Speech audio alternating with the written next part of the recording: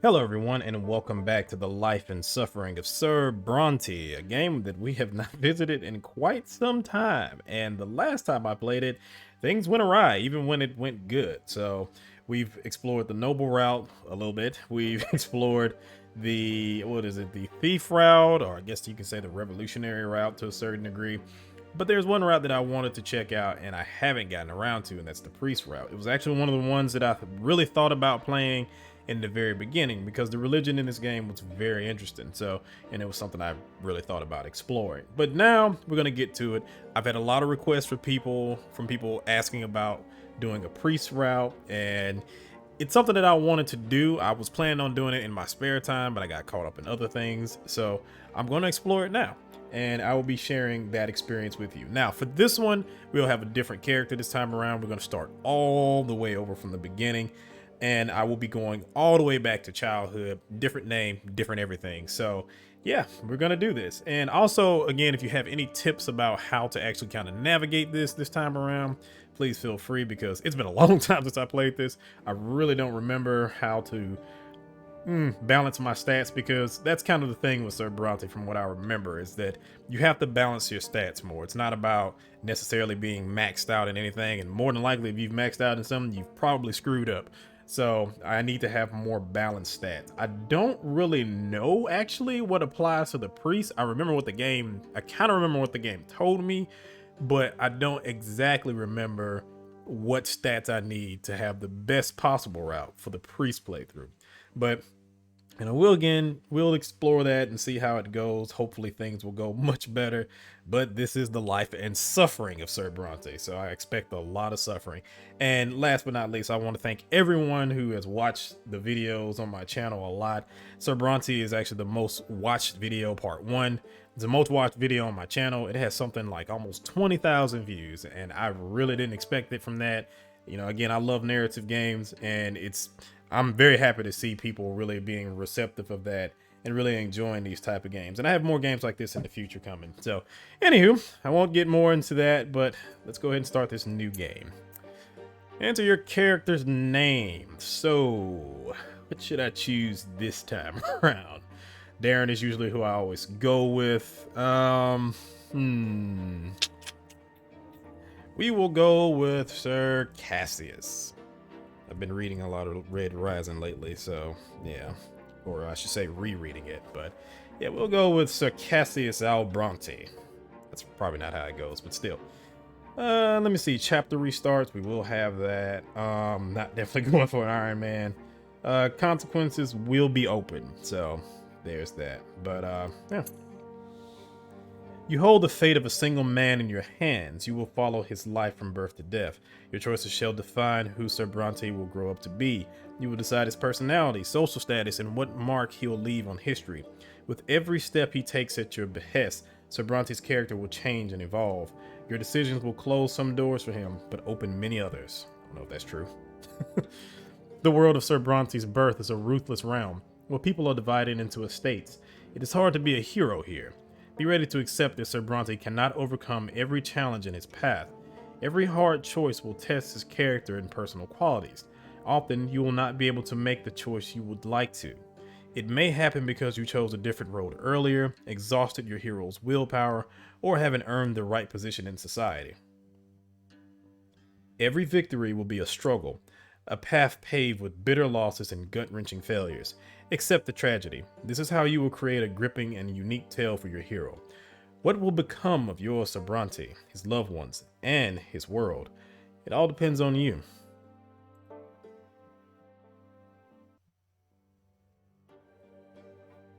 The story of my life remains written on these pages.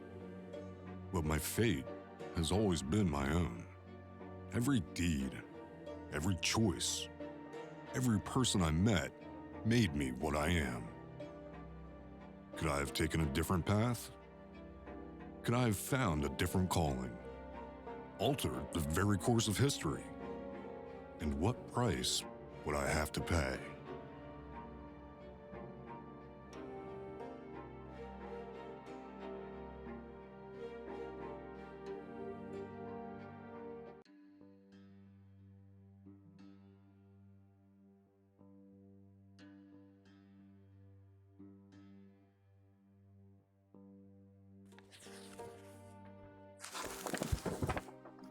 you'll be paying a very high price indeed.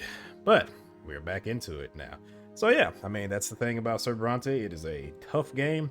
It's probably the toughest choice of game I could possibly, or choose your own adventure style game that you can possibly think of. I can't really think of any ones that have been much tougher than this. I mean, yeah, I really honestly can't. Like, most choice of games, they give you some type of way out in some form or fashion, but this game is brutal. It is really brutal. But at the same time, I do feel like it's fair in the end. I know that I've raged against the game a lot of times, but looking back on it, it was fair. I just wish some things were a little bit clearer in the beginning, but after you get through the end, it's kind of like, I can see how that works out. But it's tough. Anywho, at the end of time, your fingers are stained with ink, your breathing grows ragged, your hands are shaking, yet the words begin appearing on the page before you one by one, clinging together to form a chronicle of your own life. Who are you, and how did you reach this end? You were born and raised and lived your entire life in the blessed Arcanian Empire. In this land, a man's destiny is predetermined at the moment of his birth, whether human or Arcanian, nobleman, priest, or lowborn commoner, all bend to the divine will of the twin gods, and each life is naught but a single cog in the universe's immeasurable machine. The memories come flooding back. They engulf you as a merciless wave, binding together days that are thrice dead and gone. The dreams of your childhood, your adolescence, your youth spent in the capital, years of peace teeming with life, and a war drenched in blood, high ranks and lowly deeds, opulent palaces, secretive city backstreets, fields of battle, and faces, so many faces of the people you held dear, the people who walked this road by your side. Each was your life, now all exposed by ink erupting onto the page. With your every step, you sought to change the world as you saw fit.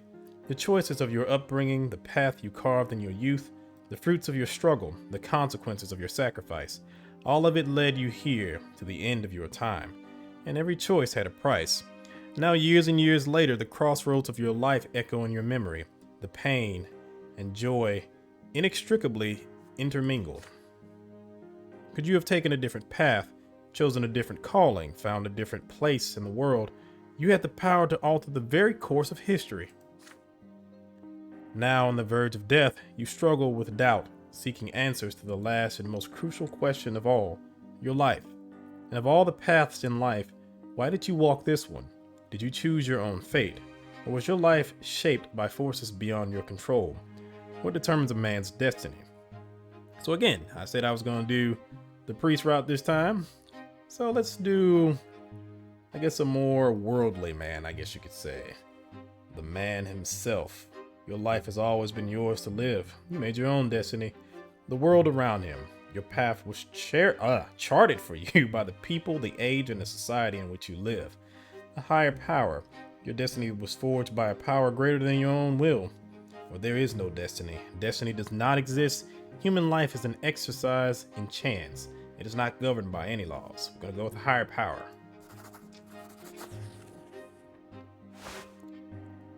At the end of time, you put your hands together in a silent prayer.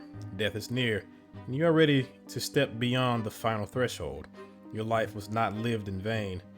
It was part of a greater design. Like it or not, we are all guided by forces beyond our ken, the same forces that shape the destinies of men and civilizations. No matter how much free will we think we have, we are nothing but obedient instruments in the hands of eternity. True freedom has always lain in understanding the greater laws that govern our tiny lives. But are you right about this? Is it all true? To learn the truth, you will have to return to the very beginning, remembering every step you took along the way. On the pages, the story of a man named Sir Brante will live once more. Wait, is Cassius the name of somebody else now that I think about it? I might have screwed up here.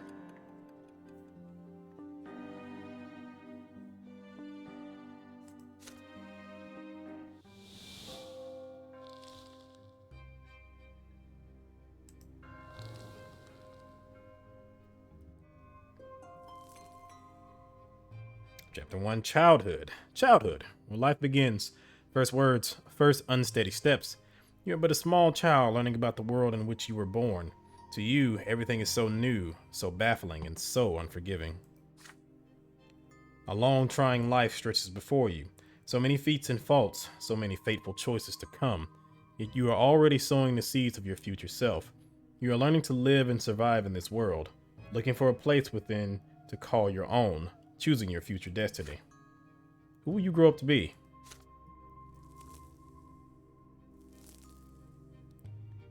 In chapters childhood, adolescence, and youth, you will live through your hero's coming of age. You will shape the protagonist's personality, his qualities, and relationships. By the end of the prologue, you will determine the estate and future occupation of your hero. Only in adulthood will he start to influence the world around him, and even the ultimate fate of the Empire. Who will Cassius Bronte grow up to be? It's your call.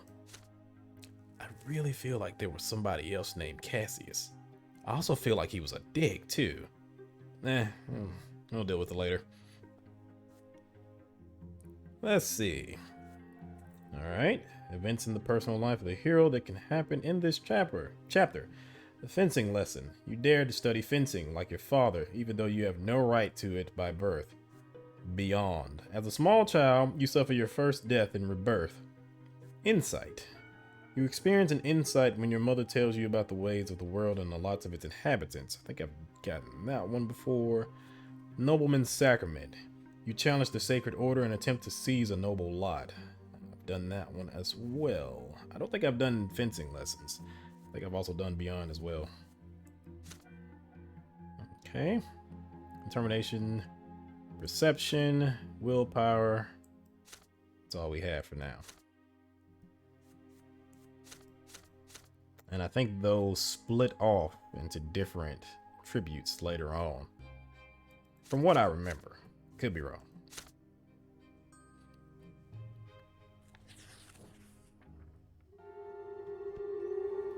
At first, there was nothing.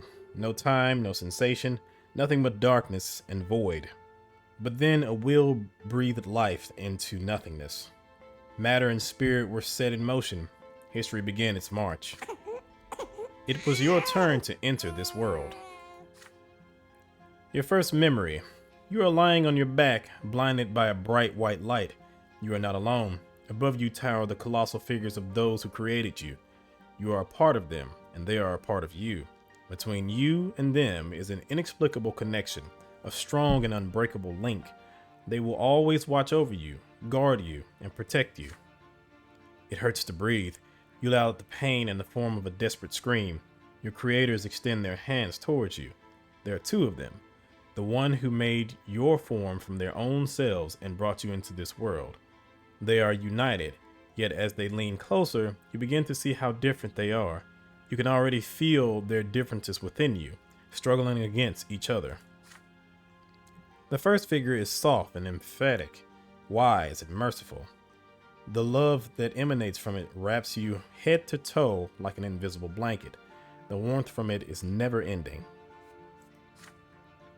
The second figure is strong and powerful, commanding and noble.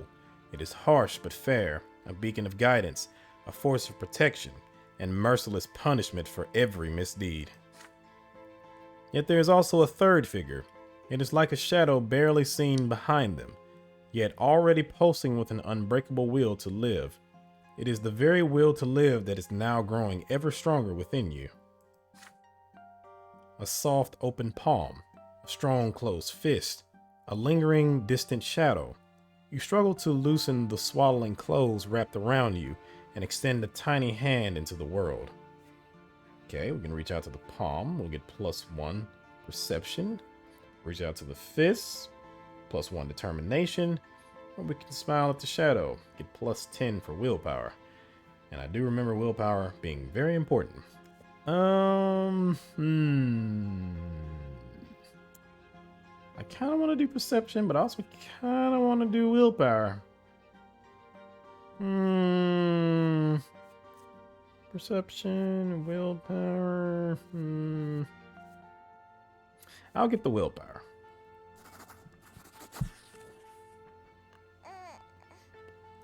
Your first smile appears on your face, awkward, yet genuine. Your mother and father exchange looks and start talking. You know no words yet, so all you hear is a sequence of booming sounds. But the stranger behind them has no need for words.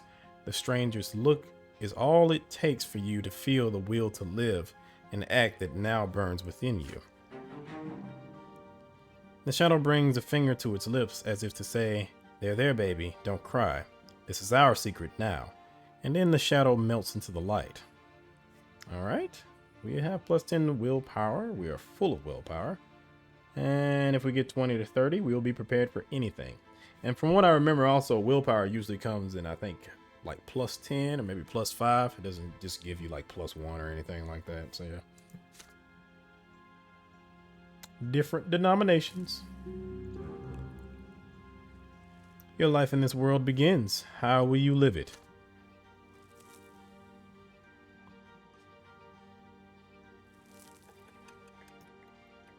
All right. 11:18. Or 11:19. Hide and seek. After days go by, you learn to tell your parents apart. You recognize father by his heavy breath and strong cold hand. He visits you rarely. Hello there, little Cassius Bronte. Mother's tender voice, however, follows you day and night. My, you're growing so quickly, my child. There are 2 more children in the family named Stefan and Gloria. Gloria sings songs to you.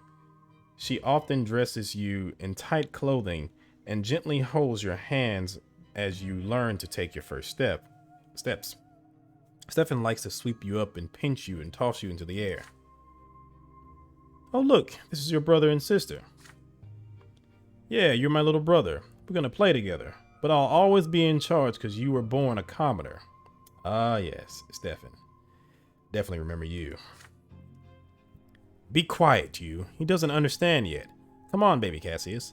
Let's go play in the yard. It is hot outside. You grip your brother's hand with one hand and your sister's with another as they help you walk down the giant stone stairs. Then you sit on the ground and start exploring the sparse blades of grass with your fingers. It tickles. In the sky far above and away from you is a gigantic pillar, a perfectly straight stick made of light. It is so bright it hurts to look at. Why are you staring at the shining pillar? It's not going anywhere, you know. Hey, I want to play hide and seek. He's just a little baby. How is he going to play? Then you hide him and I'll try to find both of you. You have no idea what they are talking about, but you support them with happy cooing. This is strange, but so exciting. Stefan and Gloria glance at each other. Then your brother walks to a big tree, closes his eyes, and starts shouting something. Gloria takes your hand and walks through the yard. Your sister takes you behind some thick bushes by a tall wall. The light from the light stick on the horizon barely reaches here. You can't see home from this place. The ground is crawling with tiny black bugs. Gloria sits you down on the ground and puts a finger to her mouth for some reason, and then she's gone. You can no longer hear Stefan's voice. Gloria is nowhere to be seen. You feel colder. The bugs are no fun to play with. You've been sitting here for a long time, completely alone. Nobody checks on you. Did they forget about you? Did they abandon you? Oh boy. Let's see. We already got willpower, so I won't cry loudly. Determination or perception? The chance for perception again. Let's sit there and wait.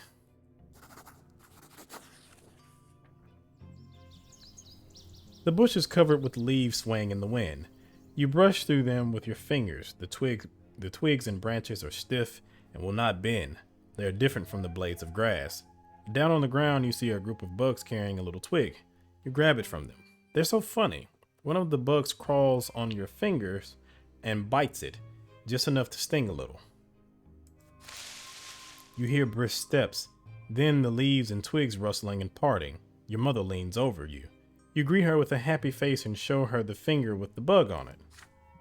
So that's where they took you. Mother picks you up, puts you on her chest, and pats you on the head.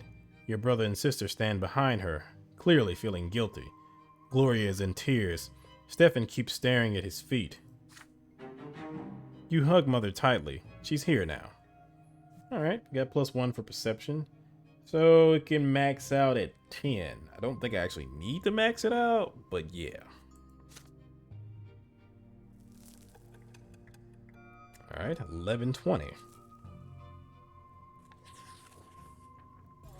I think I'm making pretty much the same decisions now that I think about it. Another memory. You are still a little child, but you can already talk and run around on your own. Today is out of the ordinary. Father is busy around the house, giving orders to the servants. Throughout the day, the kitchen has been abuzz with work, and there are solemn, gloomy preparations and candles being lit. Even your older brother Stefan is quiet today. Mother takes your hand and brings you to your sister Gloria. My son, today is the great descent. We honor the day when the twin gods descended to us. We must spend this day in reverence to the gods. You are too young to understand, so just do everything your sister says for now. Gloria takes you to the playroom. There are no toys there, no chairs. Even the carpet has been taken away. There's nothing there but a bare wooden floor. Today we're not allowed to go to any other rooms, and we'll be eating nothing but gruel and stale bread. On the day of the great descent, everyone must be where they belong. It is quiet, unusually so. Muffled voices from beyond the door are all you can hear. You are sitting on the cold floor, confused with no idea what to do. Then you hear your sister's voice, a lonely sound in the empty room. It is a little song that Mother taught her. You hold your breath as you listen to it. When the twins came down to earth, they brought lots for every birth. Let us count them, 1, 2, 3. The twins made them for you and me. Nobles rule and bravely fight. They protect us with their might. Priests work hard to understand, guide us by the twins' command. Common people work and toil, always patient, never spoiled. Live your lot where you were born to the day when you pass on. Now your lot, know your lot, and know the prayer, for the twins see everywhere. You are transfixed by the tune. Gloria notices your gaze and a smile creeps across her face. You like the rhyme, don't you, Cassius? Do you know what it's all about? Look, there are 3 lots. They were brought to us by the twins when they descended to us from the shining pillar. Remember that pillar of light on the horizon? That's it. You can see the shining pillar anytime from anywhere in the world. If you follow your lot as you live, you will reach the peak of the pillar, and if you don't, you'll get eternal torment at the foot. You and I are lowborn. Mom is a commoner too, so the lot for you and me is to suffer and to be patient and work hard. Understand? The priests and the nobles have other lots. The nobles fight and rule over everybody. The priests, well, I'm not really sure what they do, but I guess they talk to the twins and then teach everyone. Gloria stares at you intently. Did you get it, silly? Then she shakes her head and keeps singing the song over and over again. Her voice transfixes you, drawing you in. The room starts to glow like the sky. From this light emerges 2 figures you have known ever since the moment of your birth. One of them embraces your sister's shoulder. The other stands guard behind her back. You watch this happening before your very eyes, unable to turn away. Gloria is swaying to the song, unaware of what is happening. She sings the final verses once more. Know your lot and know the prayer. You feel compelled by this divine sight to express yourself somehow. You feel words condensing within you from the light. But what will these words be? We'll get that perception. Finish the song properly. You join your sister and finish the song the same way you heard it.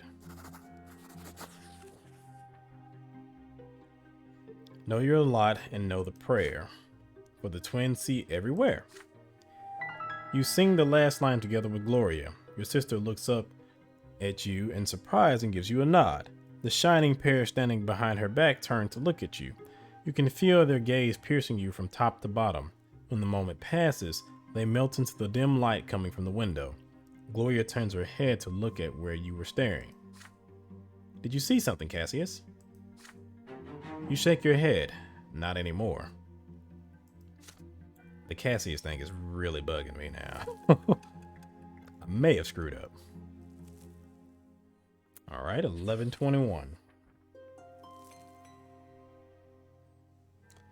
1121, Spring the Origin. You are starting to understand more and more of what the adults say. Your family is an unusual one. Your father is a nobleman, but not by birth. His is a title earned through great service, but your mother is a low-born woman, a commoner. Because of this, you were born a commoner, but father says you may yet come unto nobility. You learn to read at an early age. Together with mother, you read and learn by heart the many poems about the divine twins, the twin gods who reside upon the shining pillar. Mother called these poems prayers. Again and again, you try to discern the shapes of the gods in the strip of holy light that shines in the sky all day and night, but the light is too blinding to gaze upon. The greatest joy of all is when the stairs are no longer an insurmountable obstacle. Now you can climb and even jump from step to step. Father urges you to be more careful and avoid climbing too high, but even though you keep falling, you never stop being curious about the world around you. Your older brother, Stefan, now spends less and less time playing with Gloria and you. Playing with commoners is beneath a nobleman to be, he says. So Gloria calls him names, and Stefan pulls her pigtails. One fine evening, Father gathers you all in the sitting room with an announcement. You have another little brother or sister soon. Gloria asks him to bring home a little sister. Another brother would be too much. Stefan gets frustrated. There are too many little siblings getting in his way as it is. Soon you will be an older brother too, and it doesn't really matter who the youngest will be, a boy or a girl. You will love them the most. When Father comes back from his trips, he reads his adult books aloud for you. You find those stories of wars, generals, and rebellions quite enchanting, and Father approves of your fascination. Study hard, and maybe one day you'll become a noble of the mantle and earn your sword. But first you need to grow up. Growing up, the concept is as terrifying as it is alluring. The lot of suffering. You keep staring at the carpet under your feet. You are both ashamed and proud, and it feels odd. A scratch on your hand stings a little. Stefan is standing next to you, sniffling from pain. Your brother was training in the yard with a wooden sword. You wanted to play with him, but he ended up getting angry and throwing the sword at you. The stick hit you in the shoulder. You picked it up and hit him with it. You see Mother's shoes walking to and fro on the carpet. You do not want to look up. You would rather not see her angry. She is not as gentle to you these days. Why did you hurt Stefan, Cassius? You stammer out an explanation. He hit you first. You just hit him back. How dare he pester me like that? When I grow up, I'm gonna hit you with a real sword. Mother shushes you both and speaks to you again. Her voice is stern, and yet you can still feel her concern for you. Even if Stefan hits you, you cannot hit him back. You are my son, and I was born a commoner. Our lot is to suffer. But your brother was born from a noble father and a noble mother. His sacrament is coming soon, and then he'll rule over the likes of us. If you hurt a noble, you must be punished. That is your lot, and the sooner you learn it, the better off our entire family will be. Now Stefan looks at you in triumph. You look up at Mother in fear, not sure what to do now.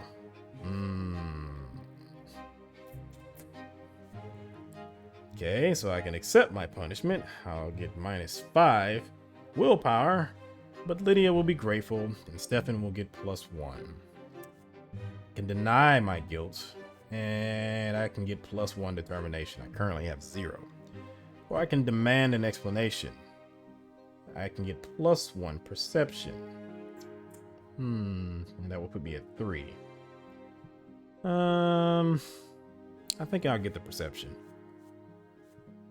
Yeah, I think I'll go ahead and get the perception because I don't want to lose the willpower. And even though I need to have good relations with my family, I feel like in the priest route, it might not be so hard to keep my relationship up with them.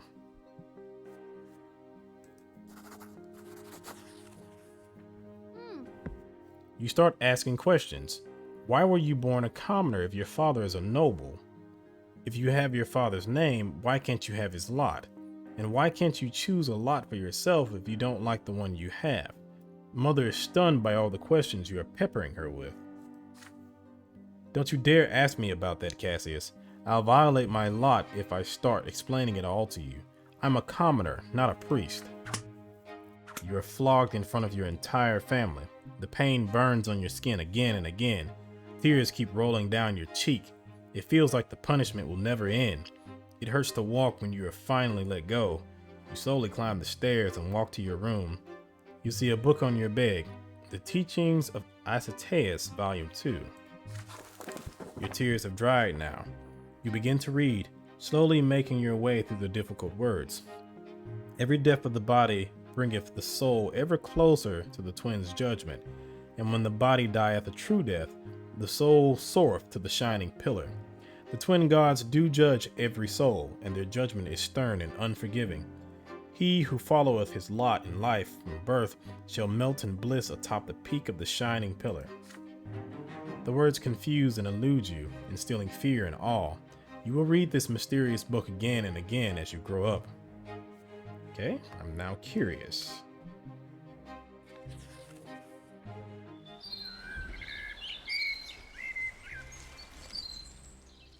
Gloria's rhymes. Mother mostly stays in her chambers now. With each passing day, she grows heavier and her features get rounder. It gets difficult for her to walk, but she still smiles all the time. One day she takes your hands and puts them on her big belly, and you feel a movement deep inside her. You will have another brother or sister soon. Gloria takes you on a walk to the yard now. You explore the yard together under the evening light of the pillar, and she sings you songs and tells you amazing stories. Hey Cassius, do you want to hear a rhyme? I wrote it myself. There's even a bit about you, but don't tell anyone, okay? Writing poems and songs is only for nobles. If mommy hears about it, I'll get flogged. Remember how you got flogged for hitting Stefan. Our judge is my second father. In the past I had another. Mother says the twins are great, says we should not fight our fate. Brother loves to jump around. Please don't fall down on the ground. See, I wrote a little rhyme. Please don't tell them it is mine. But today your sister is nowhere to be seen. She promised to take you to the old pond and show you the red frogs that live there, but then she vanished. Her servants join you in your search. Even Mother leaves her chamber when she hears the commotion. Finally, you find Gloria in the far corner of the garden. She's holding a quill and sheets of paper covered in poetry. Mother becomes angry the moment she sees it. She looks through the poetry and her face grows dark with rage. Gloria is standing before her, wringing her hands and looking for an opportunity to run, but there seems to be no escape. What is this nonsense, Gloria? We talked about this. We were told to take care of your little brother. You are absolutely not allowed to entertain yourself with this writing. I can decide that for myself, Mom. No, you cannot. It has already been decided by the gods. And he's not a little brother anymore. He doesn't need a nanny. And I need some time alone to think for myself. I'm not hurting anyone. You are a commoner and a future wife. It is time you learned how to properly care for children.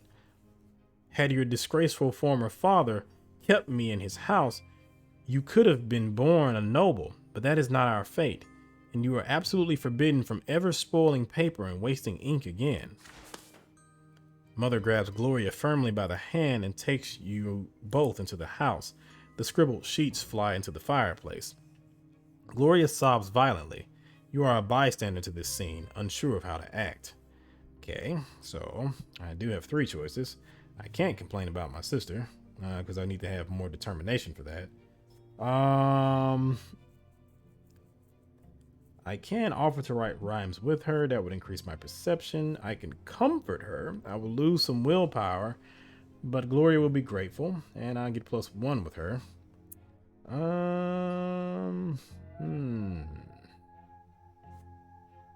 Or I could just leave the room. I get +10 willpower. Let's get that perception though. Mother leaves. The last of your sister's poetry burns away in the fireplace. You hug your sister and whisper to her. Let's go to the library, you say. The two of you can hide under the table and write something together. Gloria shakes her head violently. Mother said no, and there's no way she would ever defy her. You reassure her that it will be your secret. You pull Gloria to the library. She fights you, but you refuse to relent. You carefully peek inside. Your sister takes a small book from one of the shelves and you read it together under the table. It's a book of poetry about eternal love. Gloria clearly adores it. You decide to write a poem of your own. She recites a line in an ecstatic voice and you repeat it after her and offer a rhyme of your own. She nods happily. You do this until the day ends. You've written a poem of your own and learned it by heart, but not a single line of it has been committed to paper, which means that you stayed true to your mother's rule. All right, we're now inquisitive. I don't know how far I want to get it. Maybe I would get it to 7 and start working on some of these other stats, but we'll see how it goes.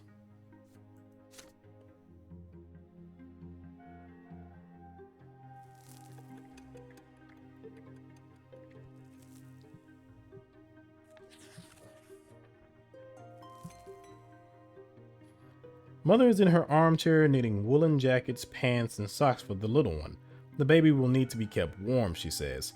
Father spends less time at home now. Mother says he's very busy with his important job.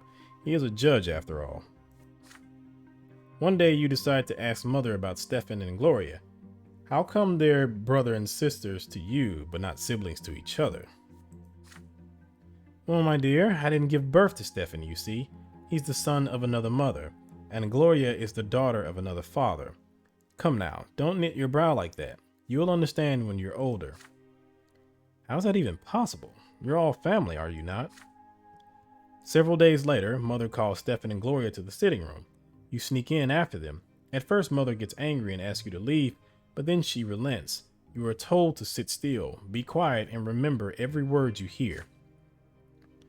When you enter the temple, bow to the twins. First to the elder on the right, and then to the younger on the left.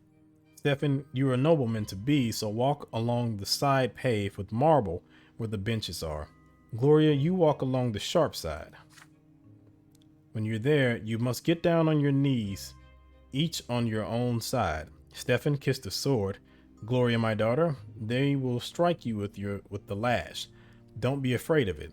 Resign yourself to the suffering it brings. It is the blessing of your lot. Gloria doesn't like the idea of the lash. There's a tense feeling in your chest as well. You were told to remember this.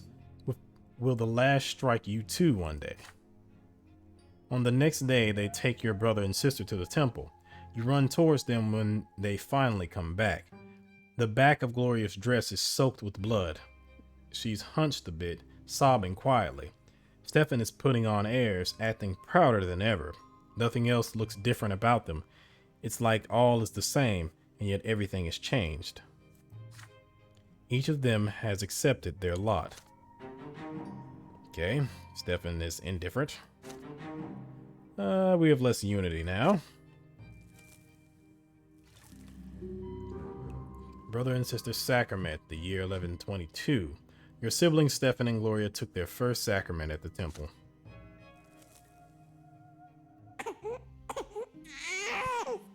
The newborns cry. You eye the little bundle in your father's arms with curiosity. Behind the many layers of swaddling clothes is your newborn baby brother. Mother is glowing and smiling with joy. Stefan and Gloria are also here, all excited. You promise yourself you're going to be the best big brother in the world. You'll never hit him. Oh no. The two of you will play together and tease Stefan together and help Mother together and go on so many adventures together. It feels so strange to be an older brother. Just the other day, you were the youngest in the family, but everything is different now. Your parents name your little brother Nathan, and Mother spends day and night by his side. And Nathan cries all the time, day and night. Mother barely gets any sleep. She is so worn out, she starts forgetting things. Like today, for instance. She forgot her knitting in the armchair in the sitting room. You'd better bring it back to her as soon as possible. You run to Mother's bedroom. You miss her smile so much. You walk in without saying hello and give her the knitting, but instead of gratitude, you get an ice cold, exhausted stare. Nathan is also there, screaming all the time. Go away, Cassius, you're bothering me. She spits these words out through her teeth. You look at the bawling newborn. She can't even get a minute of respite. Enough already. When are you going to stop? I just want some peace and quiet. Mother leaps across the room and starts shaking Nathan with malice in her eyes. His cries get even louder. She looks so tired from his never-ending scream. She seems to be within an inch of smashing him against the wall. Somebody has to do something. You are scared of your mother right now, but you fear for Nathan's life much more. Let's see. Call father for help. Redirect her anger to yourself. Or you snatch Nathan from mother.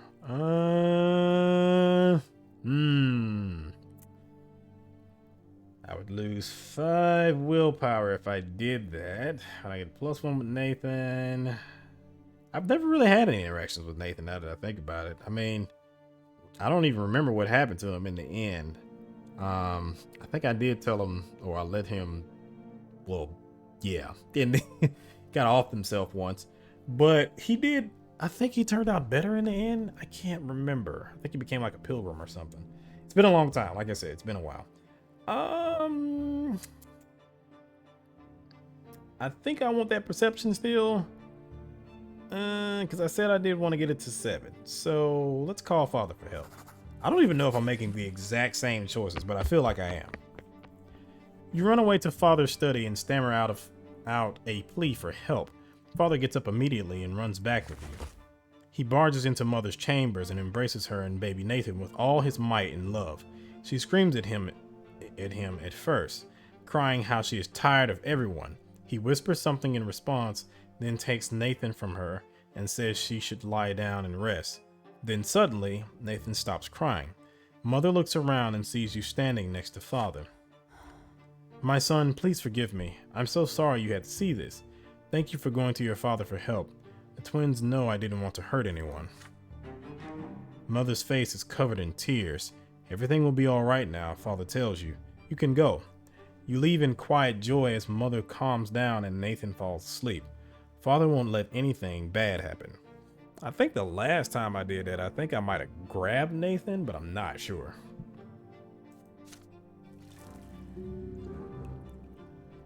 (11:22) Your younger brother Nathan is born.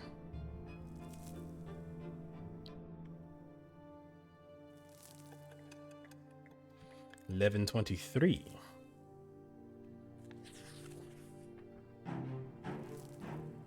The ant farm. This event is a consequence of your previous actions. Perception greater than or equal to 4. Your younger brother Nathan is growing. Mother spends more time with the rest of the family now. You help her and play with your brother and take care of him when she asks. You often go to mother's room to sit at the foot of her bed after Nathan falls asleep.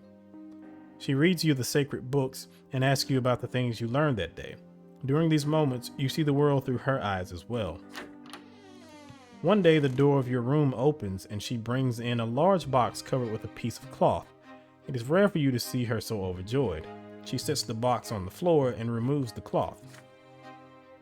The box under the cloth is made of glass and has a wooden base. Inside, you see a layer of earth shaped into carefully crafted passages, and these passages are full of hard-working ants.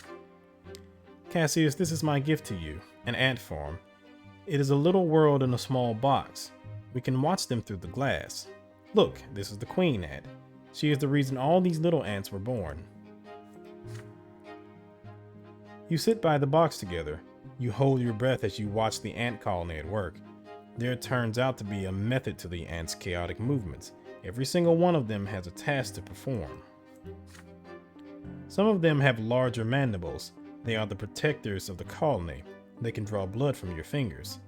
Others work all around the colony, repairing the walls and clearing any debris from the passages. There are also workers who collect food you put in a special tray, leaves, bits of meat, maggots, and bring it to the rest of the colony. You take a worker ant and put it right next to the food. However, the insect has no interest in it.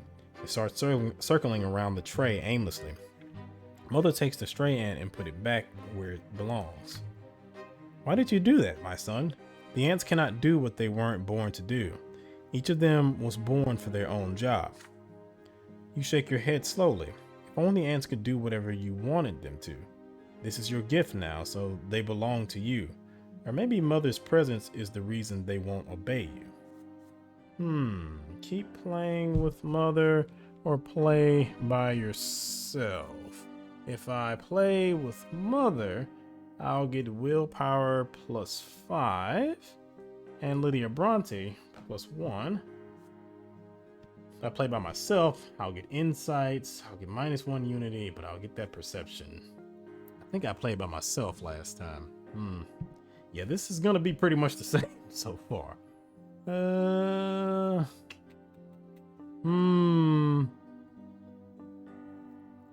Let's see. Play by myself. I feel like that insight does come in handy at some point.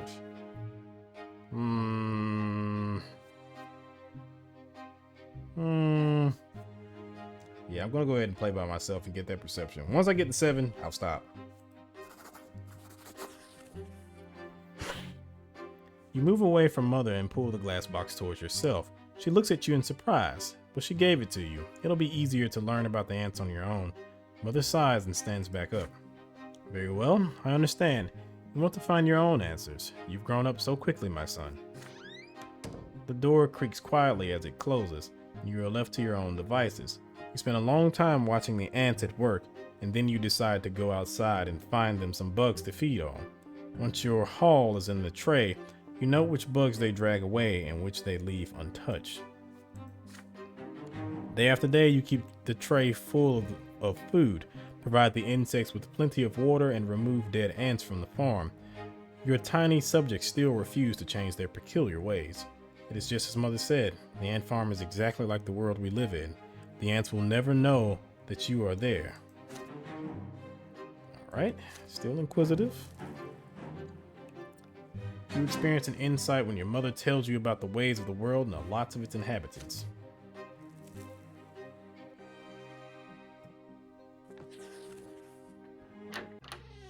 Toy soldiers. You wake up to father's touch on your shoulder. He is finally back home after a long trip. Cassius, today is your special day. The day when you begin your studies. Now teachers will be coming to our home to teach you, and you must do everything they say. Be diligent in your studies, and you will grow closer to the nobleman's lot. And since you must remember this day, a present is in order. Lydia, get our little schoolboy dressed. I'm taking him to the market district. Stefan wants to come with you too, but father shushes him sternly. This is your day. The elder brother is hurt to hear this, but stays quiet. An open carriage takes the two of you through the dusty, noisy city streets, a pleasant wind tussling your hair. Your city is called Anazet, that you already know. It is one of the largest cities in the entire empire. There's a big shadow on the street. It comes from the white foliage of an enormous tree that spreads its branches all above the city. My son, did you know that the silver tree grew from the blood of our God's own disciples? It has been growing here for hundreds of years, right in our city. It cannot be damaged or burned, not even the clergy know why. The carriage comes to a halt by a small shop next to a city square. You run there and freeze by the stalls in excitement. The shop is packed with dolls and figurines and toys. You've never seen so many at once before. Have you chosen your present yet? Father asked. You have. You want the Holy Order set, which includes several figurines of the Empire's greatest warriors of all time. You rattle off everything you know about the Holy Order. They were the ones who aided the Emperor's own forces in seizing the province of Magra and storming our city. That's how we joined the Empire. Father nods in approval. Very well, war isn't your lot for now, but maybe these toy soldiers will teach you to think like a general. We will lead them into battle and study military strategy. Go ahead, take your present. Having said this, Father turns away to examine the books. You run to the box of toy soldiers, delirious with excitement. but there is a fancy dressed boy in your way. He is about to take your warriors for himself. He elbows you aside and reaches for the box. Anger overcomes you and you push him from behind. Your opponent falls to the floor. The rich boy screams so loudly everybody in the shop hears it. He hit me! He hit me! A tall tower of a man looms over you. This is the boy's father. But then you feel your own father's hands on your shoulders. What happened? You press against father, your mind more at ease now. He will protect you. You don't know about that. Yes, you shoved the boy to the floor in front of everyone, but he tried to take your present for himself. Father turns you around to face him when he hears these words. Is this true, Cassius? Did you strike the son of a nobleman? I can deny the guilt. I'll get plus 10 willpower. Can tell him the truth. I'll get determination. Or I can admit my guilt. I'll get minus 5 willpower. But Robert Brante would be grateful. And I'll get plus 1. You know what? Deny your guilt. I want some willpower. You hide behind father and deny all wrongdoing. The boy was too clumsy. Now the two fathers come face to face. Your father is calm, while the enraged nobleman pelts him with insults and reaches for his sword again and again. The insults do not stop. In the end, the nobleman challenges father to a duel. There is only one way to protect the family honor. Father grudgingly accepts the challenge. They bring him home much later with a fresh wound in his side and another on his shoulder. You spend the entire day by his bedside doing whatever he says, overcome with a mixture of shame, guilt, and gratitude. Even though father rarely shows it, he would readily risk everything for his family. When father's wound heals, he brings you the belated present, a little box full of soldiers, the holy order made of tin. You line the warriors up in battle formation, only one thought on your mind. Your family is always by your side. I don't know about that either.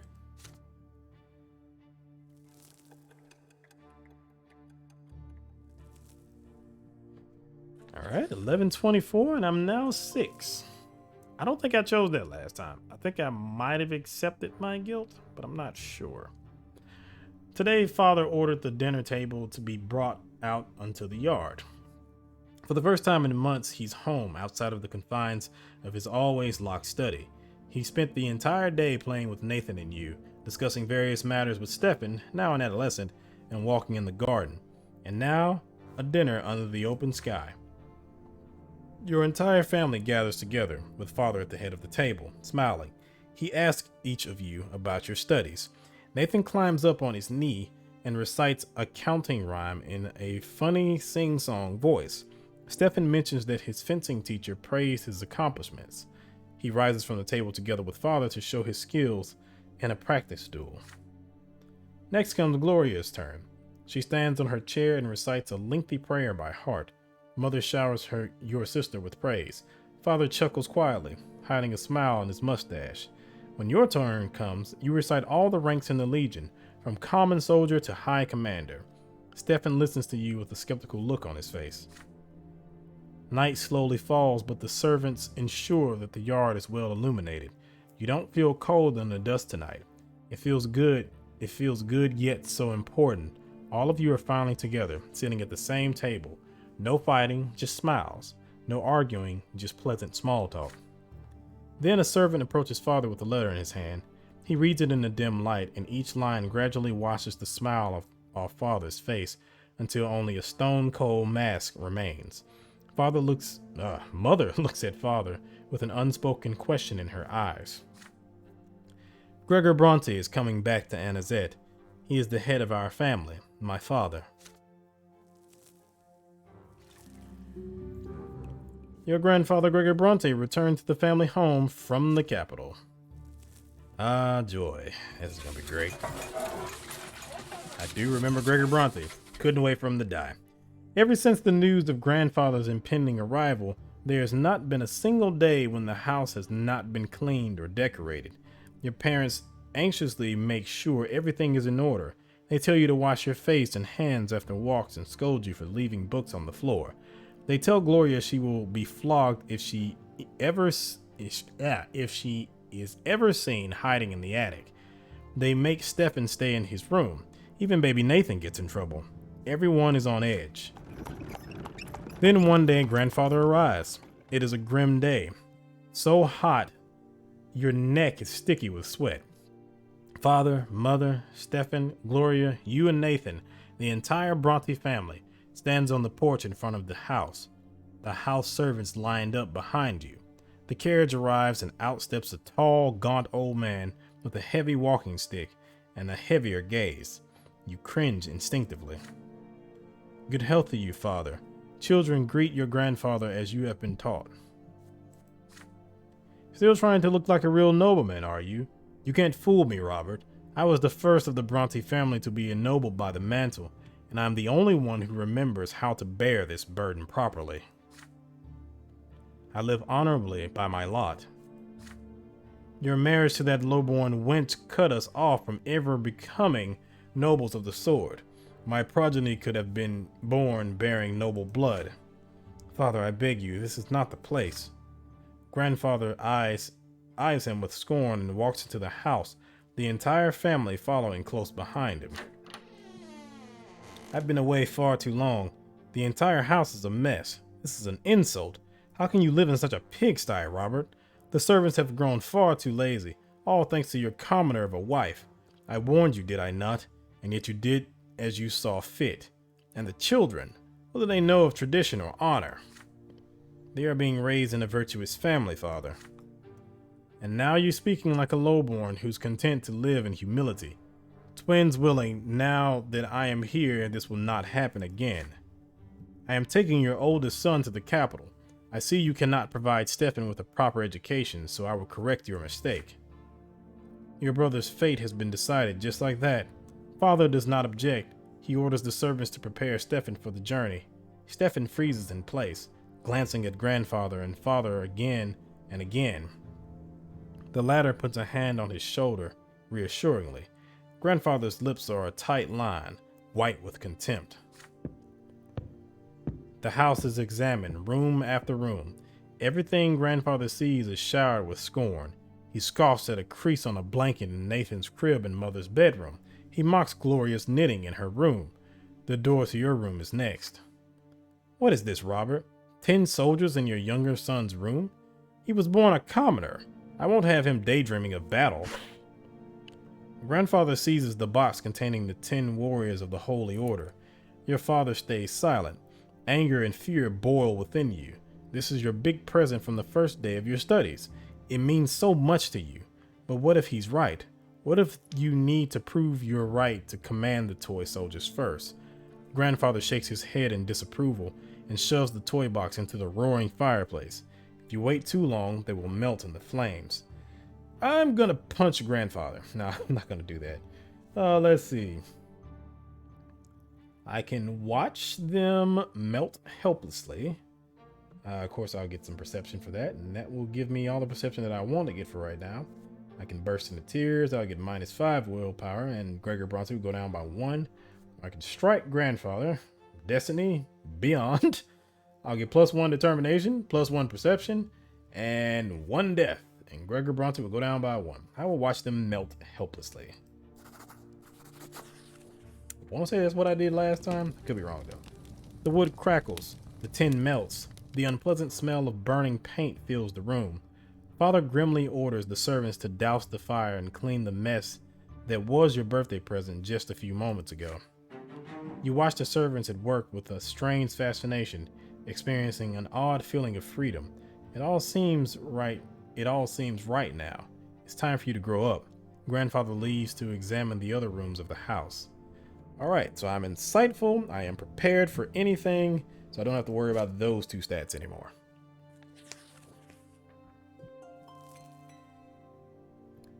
The year 1124, fall, the master of the house. Soon, grandfather leaves. Your elder brother, Stefan, goes with him. From that day on, father's hired teachers tend to you alone. They bore you with monotonous lectures on writing, counting, and the way of life in the blessed Archnean Empire.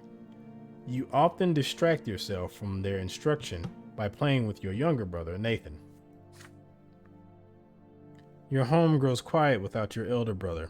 Too quiet. Weeks later, your family receives a letter from Stefan. Grandfather has sent him to a boarding school for nobles, and he is now studying hard in preparation for his service as a nobleman.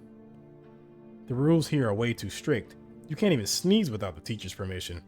But I've been studying with my peers. We're learning how to live as nobles in a noble society. We're also learning the art of swordplay. That's my favorite part. With Stefan now at the boarding school, Grandfather arrives once more, this time to live in your home. The only good thing is that he often has urgent business in Eterna, the capital of the Empire, and has to travel there. One day you ask Mother where he lived before. In Eterna, she says, but now his place is here. Each time Grandfather returns, he gives the servants new orders. Your home is now always busy with repairs. The servants are redecorating Grandfather's chambers, including his library and sitting room. Sometimes Father tries to gently talk him out of this. Why subject the house to constant reconstruction? Grandfather's answer is always the same. This home is mine, and I will live here as befits a man of the nobility. Ah, such a wonderful person. An illustrious guest. Some days Grandfather stays home, and on those days you try your best to stay out of his sight. But there's no way you can avoid family breakfast. The food is there, but you cannot bring yourself to eat it.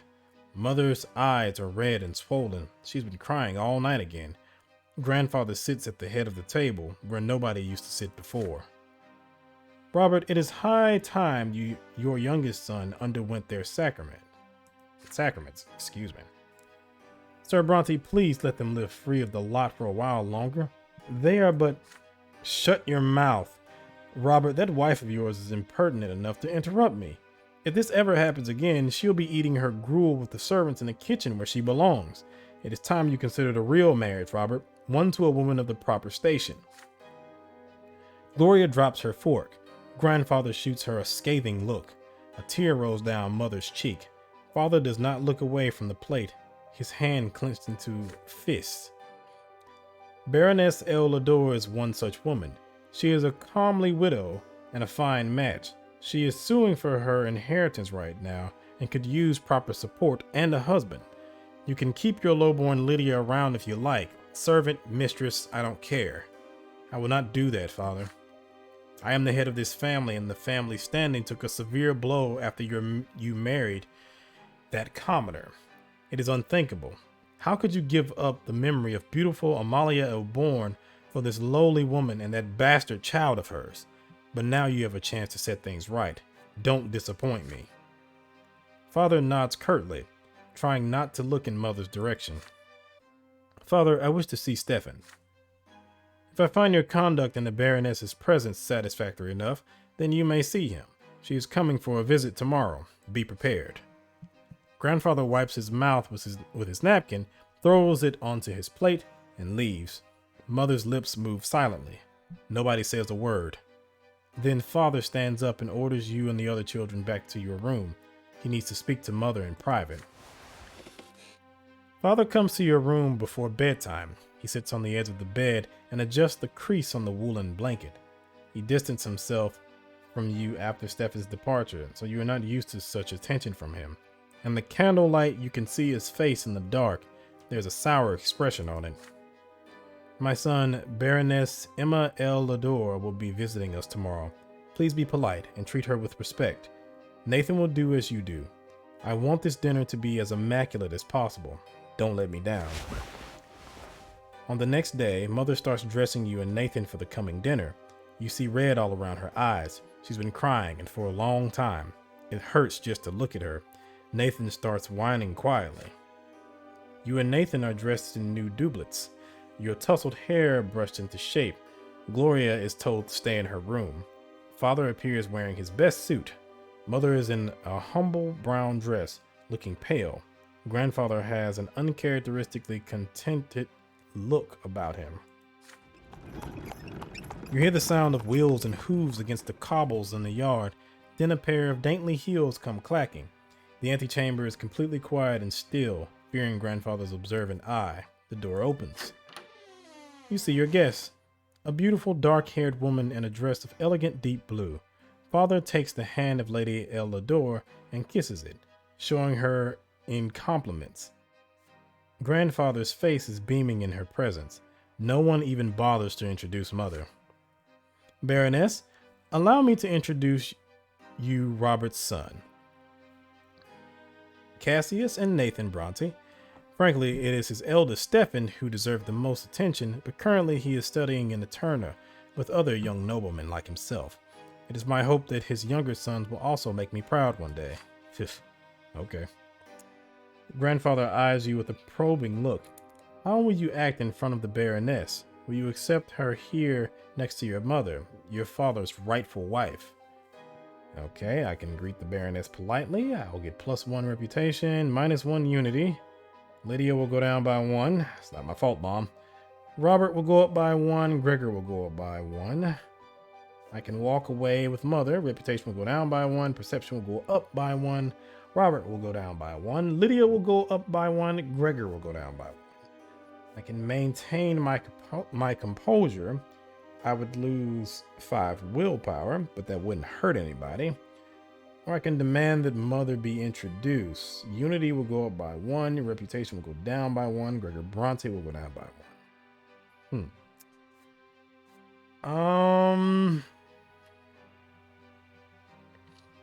I got that weird I got that weird 25. I'm used to having 20 or 30. So I'll just maintain my composure.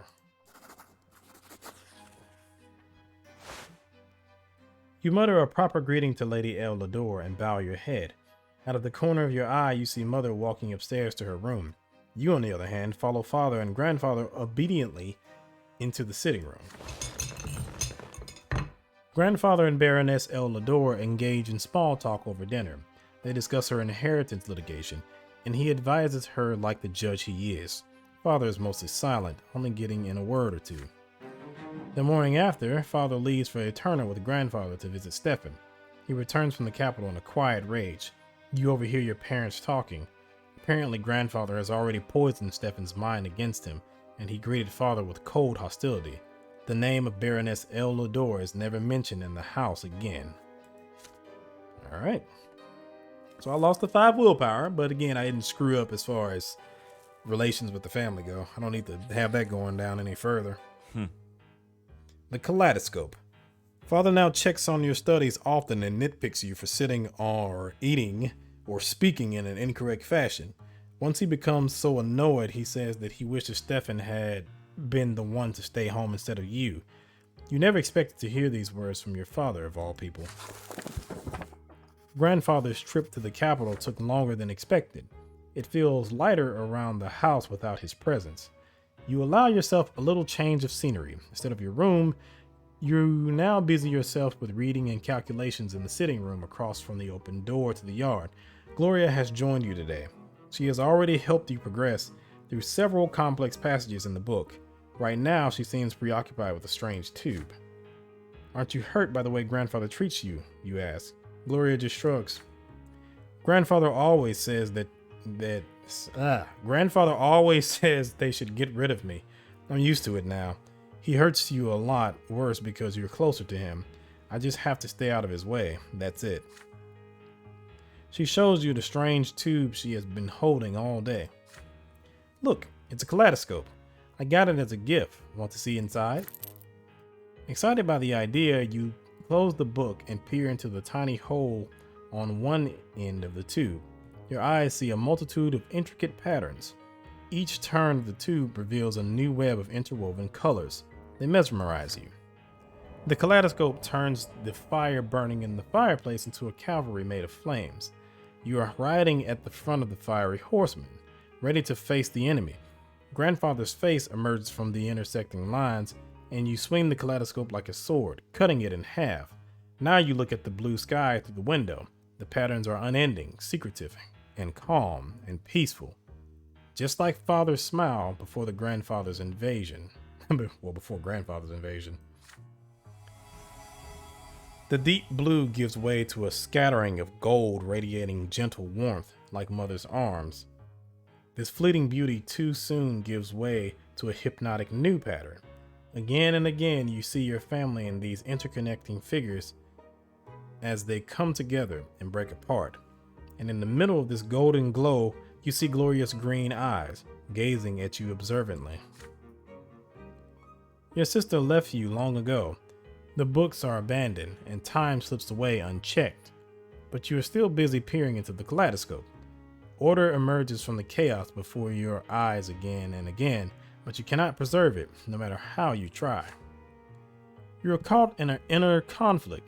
There is so much that can be done with this kaleidoscope. Should you take it apart, or ask Gloria how it works, or keep enjoying the patterns it shows you? But you still have lessons to do today. Let's see. Yeah, I don't think I want to take it apart. Let's see. Keep looking through the kaleidoscope. I'll get plus 10 willpower. I don't think I really need any more. Let's see. But I could get plus 1 determination.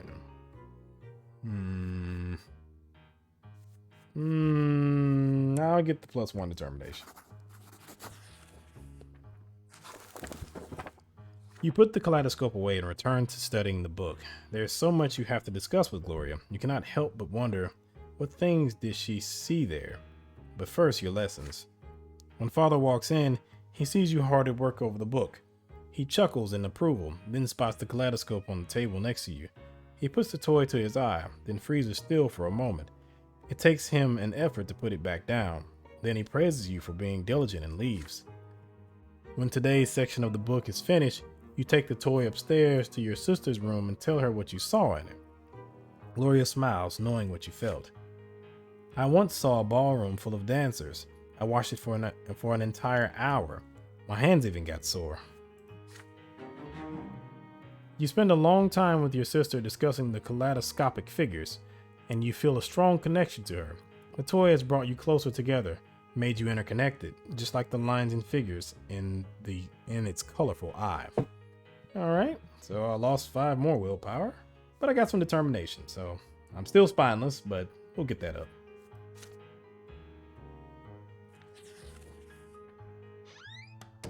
Sweet temptation.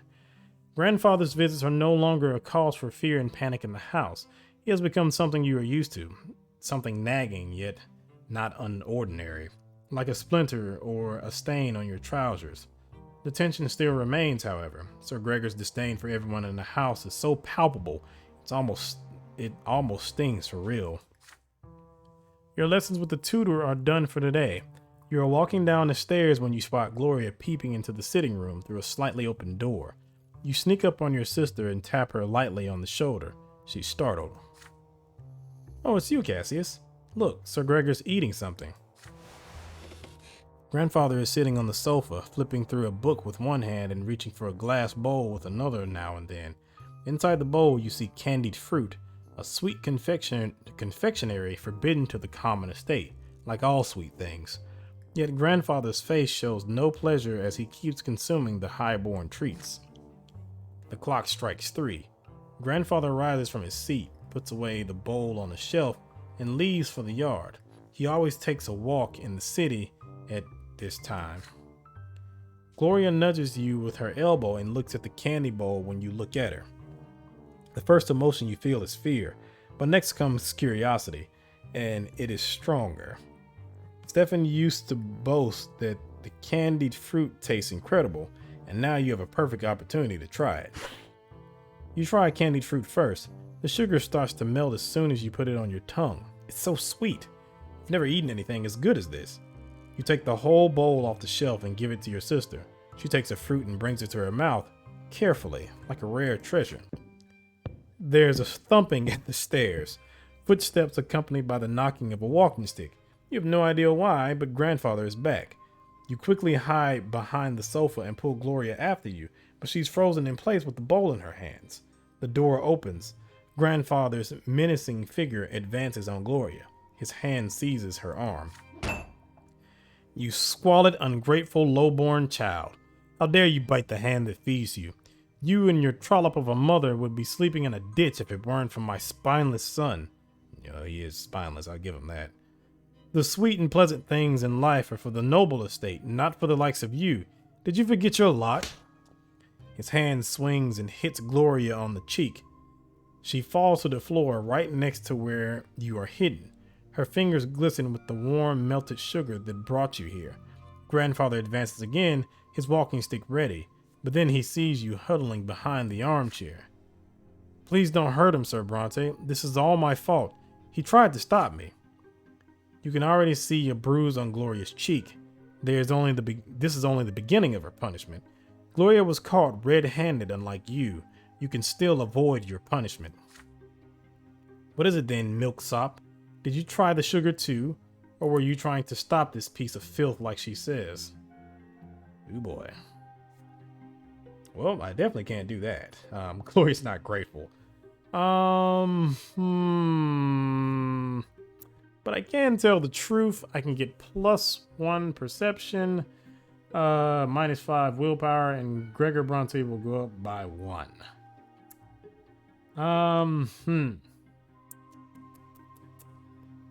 Well, all these choices are crap, so I'll tell the truth. You stand up and tell the truth, even though it takes you an effort to do it. You actually ate a candied fruit, but Gloria only touched it. You hope this will help your sister avoid punishment. You are quickly proven wrong. Grandfather's face is red with rage. He strikes you both with his walking stick, blow for blow. He keeps hitting you until he grows tired, and then he leaves you where you are. Soon enough, Mother comes in to find the two of you on the floor, too afraid to move. She shakes her head in disappointment. You are badly hurt and covered in bruises, yet she still forces you to kneel and recite the precepts on the lots and how important it is to follow them. Then you stand before Father and Grandfather and swear never to take things that do not belong to you again. Jesus, this dude. Alright, I didn't want my insight to go up, but it did. And my willpower went down by 5, so now I'm at 10. Brilliant. Kind of wish I would have took that +10 willpower from the last one. All right, and now we're at the sacrament. Father and Mother have been focused on Nathan and you since early morning. Instead of breakfast, you are told to say your prayers, wash your hands and faces, and get dressed in plain white shirts. Today is the day of your sacrament.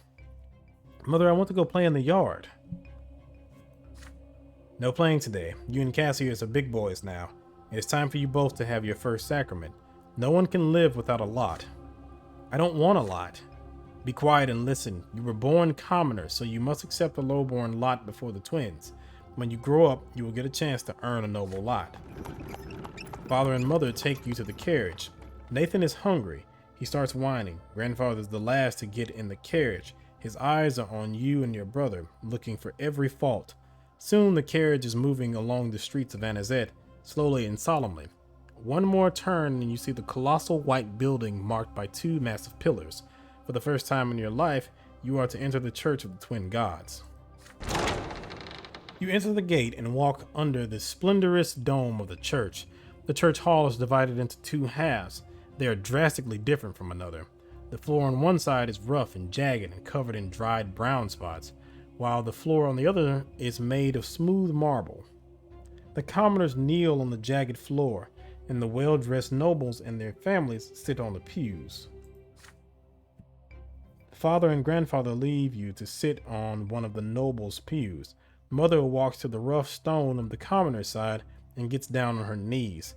You see her wince in pain, for the lone-born estate shall suffer in the house of the faith. The church acolytes surround you and lead you to the altar, where you and other children will take your sacrament this day. Before you stands a tall priest dressed in black, with a sword in one hand and a hefty whip in the other. Nathan's whining grows louder. He dislikes this place. He's scared. You remain quiet, but your stomach rolls in uneasy anticipation. The first child to take the sacrament is a jaunty little boy from a family of nobles. The priest extends the sword before him and recites the word of his lot. From this day forth he will fight and rule and pursue the arts. his mind now forever free from the throes of suffering, for he now belongs to the noble lot. The boy proudly touches the flat of the blade with his lips. Nathan is next to receive the sacrament. He suddenly snaps out of his fearful trance and tries to break free, but the acolyte pulls him towards the altar, throws him on the jagged floor on the lowborn side. The sharp edges bite into Nathan's knees as he lands, spraying drops of red around him. I don't want to, Cassius. Why do they want to whip me? What did I do? You try to break free and to run to Nathan's side. You want to give him courage and protect him, but the acolyte's grip on you is too firm. You feel utterly helpless. Your little brother has to face the world all by himself. The priest starts reciting the words of the lot as he swings the lash over Nathan's shoulder. From this day forth, Nathan, thou shalt endure and work and suffer. Thou shalt be ardent in thy labor and humble in obedience to thy rulers. And now cometh thy first true suffering, which thou must accept with gratitude. The lash cracks. It strikes his right shoulder. It strikes his left shoulder. The blows are so powerful that Nathan falls to the floor. The priest tells him to rise. He has received his lot. Nathan gets on his feet and drags himself towards Mother, his knees torn and bloodied, his spirit broken. It is your turn. Your feet will not move. You can barely muster enough strength to walk to the altar. You get down on your knees and feel the sharp stone below. So sharp your clothing cannot protect you. Your skin begins to burn. The acolyte forces your head down, and you feel the lash being drawn above you, ready to strike. The priest's words are for you now. This is thy sacrament. Thou shalt work and endure and suffer. Thou art about to receive thy first true suffering by the sacred lot. Dost thou accept thy lot? Now I can kiss the sword as I did last time. I can catch the lash, which I would lose -1 perception, but I would get some determination, or I could accept it. I would lose 1 determination, but my perception would go up. I think I'm gonna catch the lash so I can get some determination.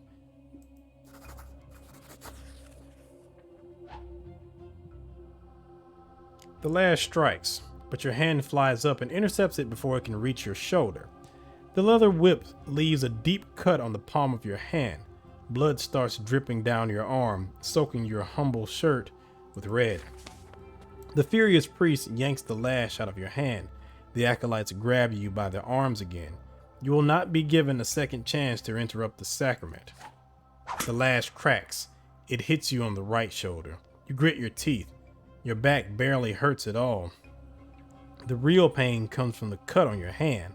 The lash strikes again, this time on your left shoulder. You rise and walk away from the altar, swaying. You see things with surprising clarity right now. A timid hand touches yours. It is Nathan, his tearful face a mixture of confusion and awe. Mother takes your hand and leads you out of the church. Once you are outside, she scolds you for being insubordinate. Grandfather is the last to leave his church. His face is covered in red, angry blotches. There's a quiet fury in his voice as he says something to Father, who remains quiet and miserable as you walk to the carriage. You defied a powerful will that day.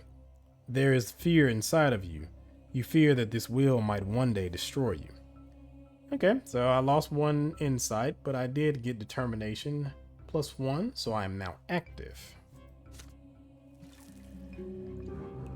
And it's 11:25, and I've taken the sacrament. You have taken your first sacrament and received the commoner's lot.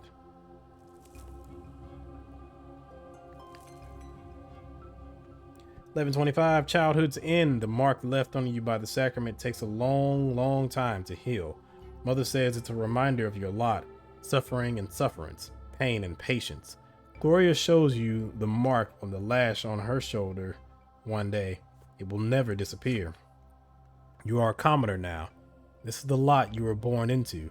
But Father keeps telling you to study hard so you may yet earn a different lot and become noble of the mantle.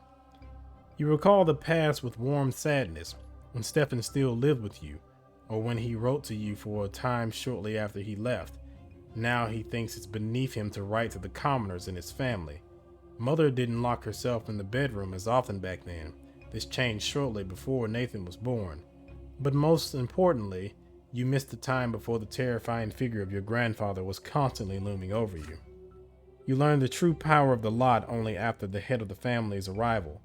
In grandfather's eyes, no commoner deserves to be treated with kindness. Is it just him, or is it the way of the entire world? The very thought makes you queasy. You are older now, and what's more, you are an older brother now. You learned how to care about someone else, how to teach and to protect. Soon you are a small boy no longer. As the days pass, play gradually gives way to laborious study. Now your choices will decide your place in the bizarre and ruthless world of adulthood. Your childhood years are over.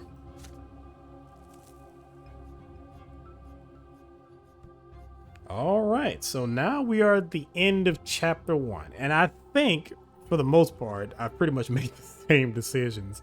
And I think that was kind of the thing I remember from the first time I played the game, was that when I actually got to the end of chapter 2, the choices that I made pretty much could have led me either the noble route, or it could have led me on the path of the priest. So, and it was pretty much a whim decision to go the noble route, and it wasn't something I really invested in. And I may not have actually invested in it too much this time around, but I am going to pursue the priest path. If I have to go back and redo some things, I will. Also, I might change the name. I am pretty sure there's somebody named Cassius. I know I've mentioned that a couple times, but I think I remember somebody being named Cassius, and I don't know if I can see it anywhere in here. That's me, and I don't have access to the other stuff yet, so yeah, it all unlocks in the next chapter. But yeah, I'm pretty sure there's somebody named Cassius. I could be wrong, but I feel like that's the case. But yeah, anywho, in the next chapter, or in the next episode, we'll pick up where we left off. I think what I might end up doing, since I'm pretty much making the same choices, is that I will go ahead and cut to the different decisions that I make. Again, I don't remember them, but I know as far as the ones with the priest go, I'll just go ahead and skip to those, because otherwise I'm just going to be literally rehashing the same things that I've done in the previous playthroughs, as this video pretty much was. But the life and suffering of Sir Brante is back now, but this time we're taking the priest route. So there will be some slight changes, but yeah, I'll go ahead and edit that up so that way it's only skipping to where we actually start seeing some of the bigger impacts, and we actually start seeing some of the more major changes. And like I said, if you have any advice for how to proceed going forward, then by all means let me know, because again, I am pretty much fresh to this. I know they've changed some things since the last time I played the game. There've been some updates. I'm not sure what those updates were, but yeah, I know there have been some changes. So if there's any advice you have as far as to how to have the best possible playthrough as far as the priest route goes, then by all means let me know. And also don't spoil things. So I know there's a lot of people that are more than happy to spoil me on certain things, and I appreciate that, but I want to not be spoiled. So it's been a while, and I know there's some spoilers that I don't remember anymore that I'm pretty sure it'll pop up in my mind at some point. But yeah, if you give me some advice, just kind of keep the spoilers to a minimum. So, but yeah, we will pick everything up in the next episode. So thank you for watching. If you liked the video, like the video. If you want to see more content like this, subscribe. I have a lot of things on the channel, and I will have many other things in the future. If you have any questions, comments, concerns, feel free to leave it in the comment section. You know, I do get it at pretty much any time. I may not be the best at responding back to it, but I will respond back to it as quickly as I possibly can. So thank you for watching, and I will see you in the next one. See ya.